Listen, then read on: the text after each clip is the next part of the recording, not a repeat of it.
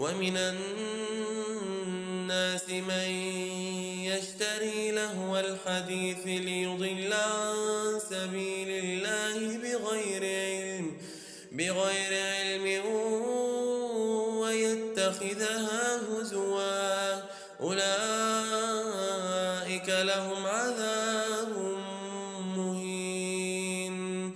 وإذا تتلى عليه آياتنا ولى مستكبرا كأن لم يسمعها كأن في أذنيه وقرا، فبشره بعذاب